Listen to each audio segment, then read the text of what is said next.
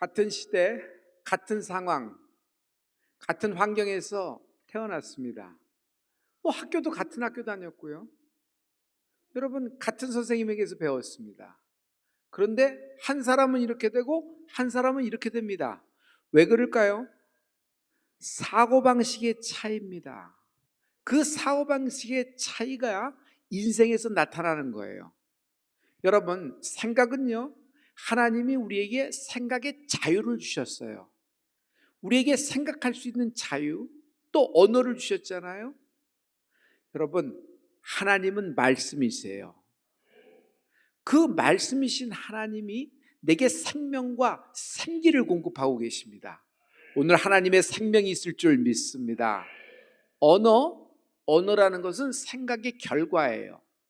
내 생각을 어떻게 표현하죠? 언어로 하는 겁니다.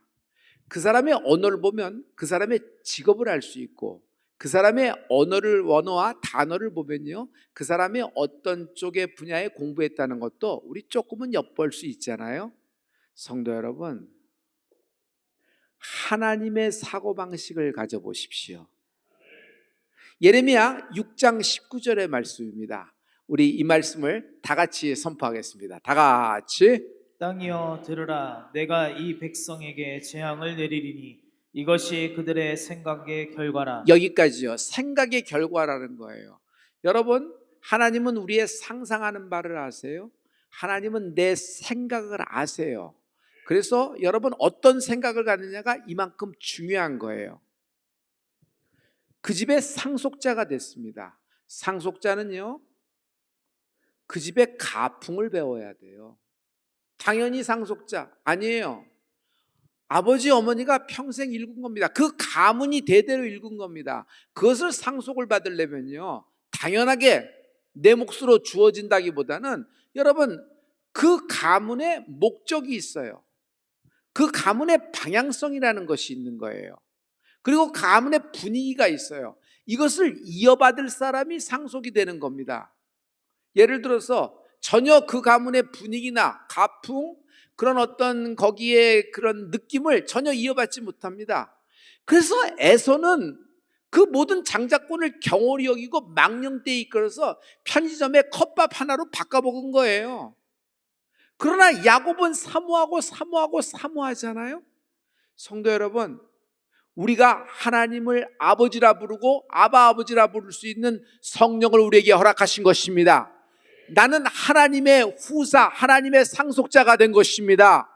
하나님의 상속자, 하나님의 자녀는 하나님 아버지의 사고방식에 따라 사는 겁니다.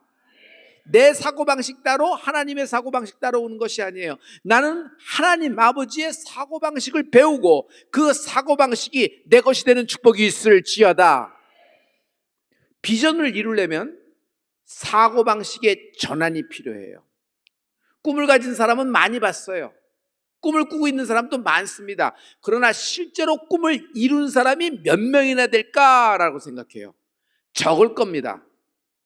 그러면 비전을 갖고 있는데 그 비전을 이루려면은, 하나님이신 꿈을 이루려면은 하나님의 사고방식의 전환이 필요한 것입니다. 오늘은요, 여러분이 너무 잘 알고 있는 오병이어의 얘기예요. 엄청나게 많은 사람들이 예수님의 말씀에 매료돼서 몇 시간 동안 들었습니다. 끼니 때가 넘어가도 모른 거예요. 여러분, 영적으로 훅 빠지고 영적으로 몰입이 되면요, 시간 가는 걸 몰라요. 그런데 이상하죠? 예배가 딱 끝나면은 갑자기 배가 딱 고파지는 거예요. 그래서 배고픔을 느낀 겁니다. 예수님이 무리를 보시고, 굶주린 모든 무리를 보시고 제자 빌립에게 이렇게 물어보세요.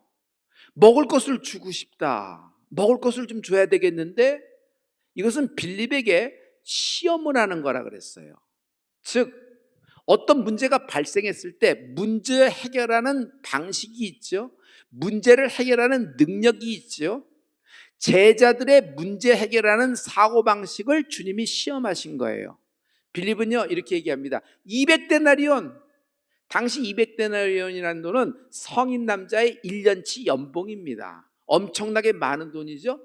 그는요, 쫙 둘러보는데 이 정도 사람이 모였으면 200데나리온이라는 돈이 필요합니다. 성인 남자의 1년치 연봉입니다. 셈이 빠르고 계산이 빠른 사람이었던 것 같아요. 그래서 200데나리온이라는 얘기를 합니다. 그런데 예수님, 우린 200데나리온이 없어요. 그리고 200데나리온이라는 돈을 만약 가졌더라도 밥집이 없어요. 떡집이 없어요. 이 시간에 이 많은 사람들, 장정만 5천 명이고 남녀노소 합치면 2만 5천에서 한 3만 명 되는데 이 사람의 밥을 어떻게 만듭니까? 이 문제는 해결할 수가 없어요. 예수님이 하신 말씀은 불가능한 이야기입니다. 결론을 지은 것입니다. 그러나 그 옆에 안드레는 달랐다. 안드레는요, 완전히 다른 사고방식을 갖고 있습니다. 장정만 5천 명을 먹인다는 예수님의 생각에 현실을 보고 요동하거나 당황하지도 않습니다. 고개를 절레절레 흔들지도 않아요. 다만 이런 상황 속에서, 이 현실 속에서 내가 무엇을 할 수 있는가를 찾아보기 시작을 하는 거예요.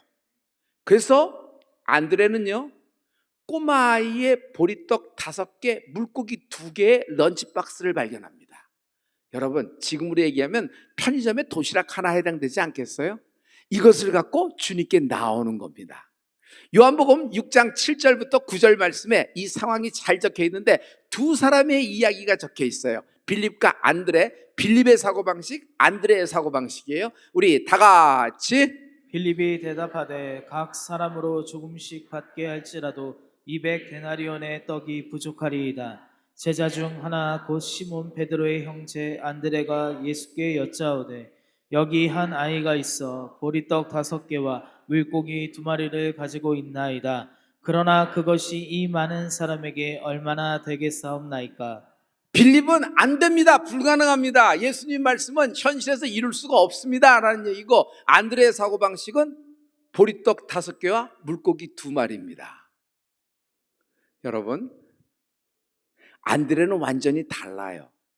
예수님의 말씀에 대해서 이 불가능한 나의 현실에서 내가 할 수 있는 것이 무엇인가를 찾은 거예요. 그리고 믿음으로 움직이기 시작한 것입니다. 여러분, 자녀를 볼 때도 마찬가지예요.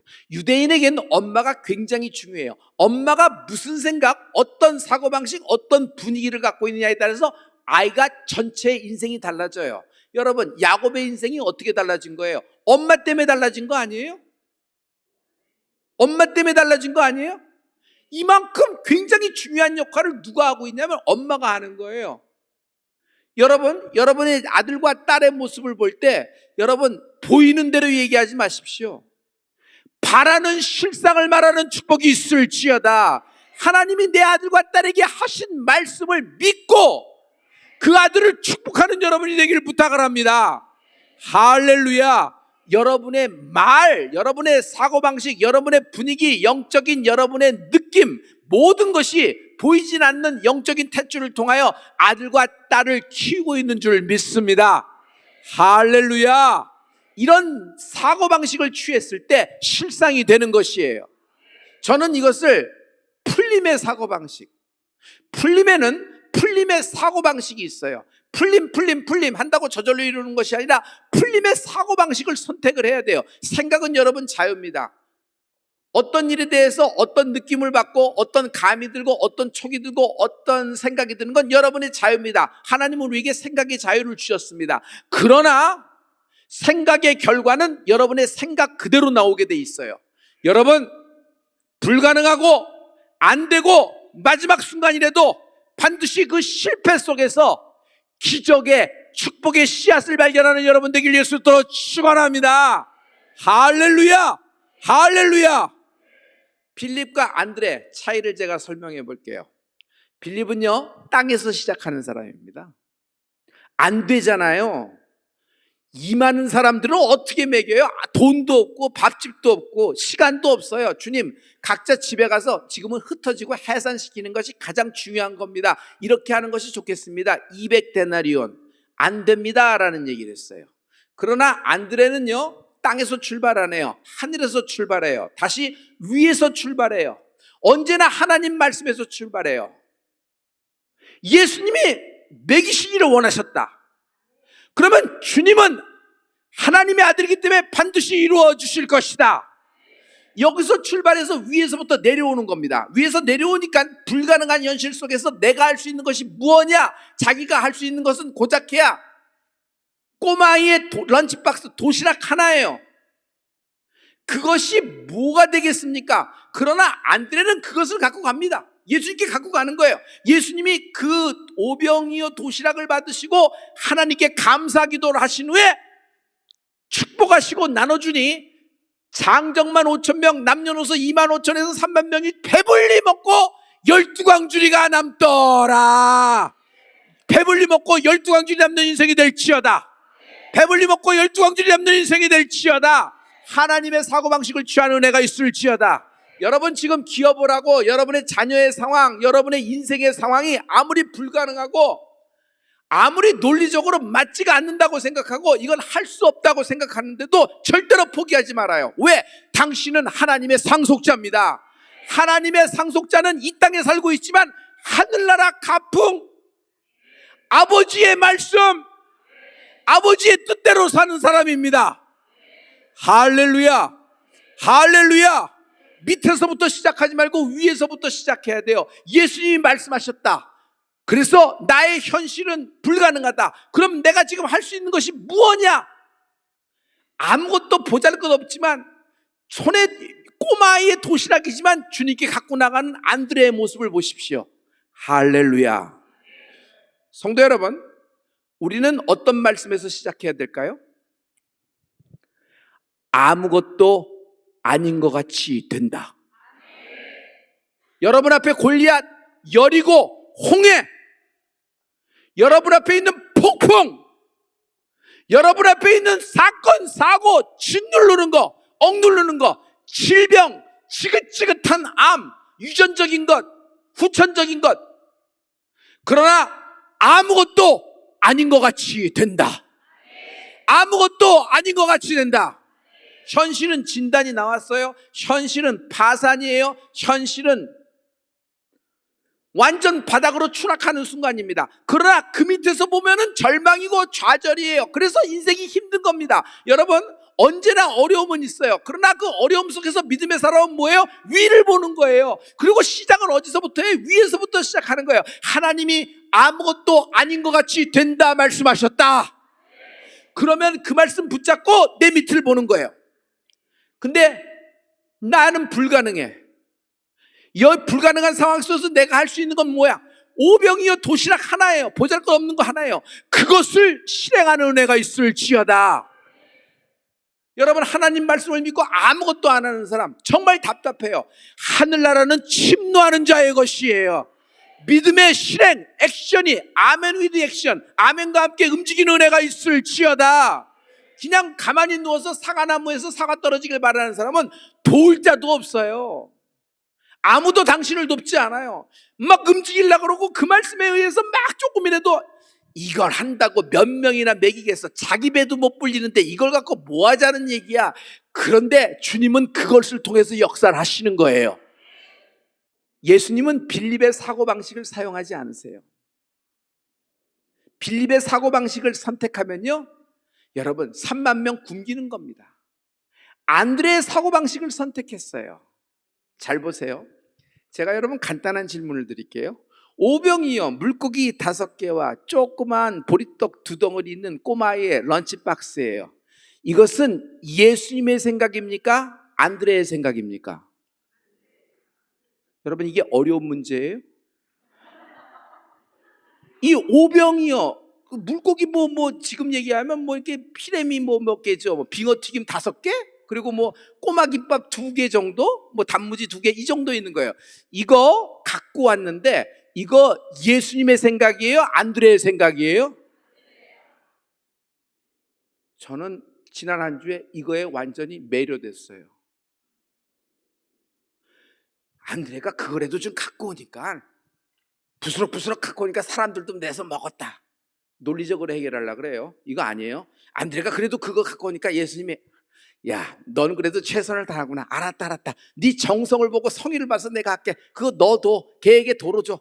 그리고 하나님은 없는 곳에서 그냥 음식을 확 차려서 다 먹이고 12광줄이 남긴 거예요? 아니에요. 안드레가 갖고 온 안드레 생각의 오병이어 도시락을 하나님이 풍성하게 축복을 하신 거예요. 그리고 그 방법을 선택해 주신 거예요. 그래서 하나님의 오병이어의 기적을 열어주신 거예요. 할렐루야, 할렐루야.